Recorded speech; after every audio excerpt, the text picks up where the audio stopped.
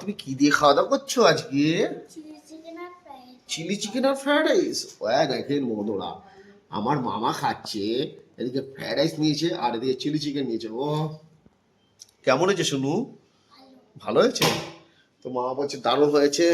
তো আর এইদিকে আমরা দুপুর বেলায় খাওয়া দাওয়া করবো। কি কি আচ্ছা মেনুতে কি কি আছে রুমা, একটু বলে দাও সবাইকে।